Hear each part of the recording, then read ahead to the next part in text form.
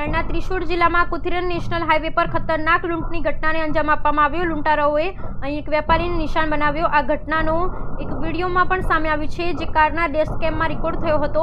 હાલ પોલીસ આ ઘટનાની તપાસ કરી રહી છે। ભાવનગર સહિત સમગ્ર રાજ્યમાં ગતરોજ છૂટોછવાયો વરસાદ પડ્યો હતો, ત્યારે ભાવનગર જિલ્લામાં ભારે વરસાદને પગલે નદીઓમાં પૂર આવ્યા હતા। ભાવનગરના કોળિયાક ગામ પાસે કોઝવેમાં બસ ખાબકી હતી। કોળિયાક દર્શન કરવા ગયેલા અને અન્ય રાજ્યના મુસાફરો ભરેલી બસ નાળામાં ખાબકી હોવાના સમાચાર વહીવટી તંત્રને મળતા પોલીસ, વહીવટી તંત્ર તેમજ સ્થાનિકો દ્વારા તાત્કાલિક ધોરણે રેસ્ક્યુ ઓપરેશન હાથ ધરવામાં આવ્યું હતું। અરવલ્લીના માલપુરામાં તારીખ 25 સપ્ટેમ્બરના રોજ ગમખ્વાર અકસ્માત સર્જાયો, જેમાં રસ્તા પર બાળકી સાથે એક મહિલા જઈ રહી હતી, ત્યારે અચાનક મહિલા રોડ પર ઢળી પડે છે, ત્યારે પાછળથી આવી રહેલ એસટી બસ મહિલા પર ફરી વળે છે, જેમાં મહિલાને ગંભીર ઈજા પહોંચે છે। મહિલાને તાત્કાલિક સારવાર અર્થે 108 મારફતે હોસ્પિટલ ખસેડવામાં આવે છે। હાલ મહિલા હોસ્પિટલમાં સારવાર હેઠળ છે।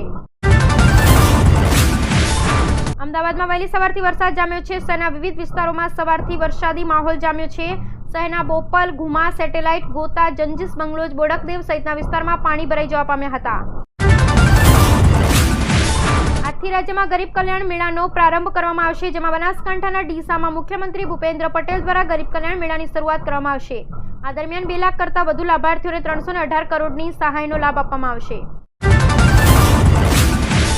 થાનગઢના યુવાનો નવરાત્રી માટે અવનવી ડિઝાઇનના ગરબા બનાવીને આવક મેળવી રહ્યા છે। થાનમાં રહેતા બળદેવભાઈ છેલ્લા 12 વર્ષથી ગરબા બનાવે છે, જેમાં અલગ અલગ ડિઝાઇન તેમજ ગરબાને પેઇન્ટ કરી અને રંગ કરવો, તેને ડિઝાઇન કરવી, તેને ફિનિશિંગ કરે છે। આ ગરબો 3 ઇંચથી લઈ અને 12 ઇંચ સુધીના ગરબા બનાવે છે। ઉત્તર ગુજરાતના બનાસકાંઠા, મહેસાણા, પાટણ, સાબરકાંઠા, ગાંધીનગર તેમજ અરવલ્લીમાં હવામાન વિભાગ દ્વારા છૂટાછવાયા વરસાદની આગાહી કરવામાં આવી છે, જ્યારે ખેડા, અમદાવાદ, આણંદ, પંચમહાલ, દાહોદ, મહીસાગરમાં પણ વરસાદની આગાહી કરવામાં આવી છે। તેમજ વડોદરા, છોટાઉદેપુર, નર્મદા, ભરૂચ, સુરત, ડાંગ, ગીર સોમનાથ, તાપી, સુરત, ડાંગ, તાપી, વલસાડ, નવસારી, સુરેન્દ્રનગર, રાજકોટ, જામનગર, પોરબંદર, જૂનાગઢ, અમરેલી, ભાવનગર, મોરબી તેમજ દ્વારકામાં વરસાદની આગાહી કરવામાં આવી છે।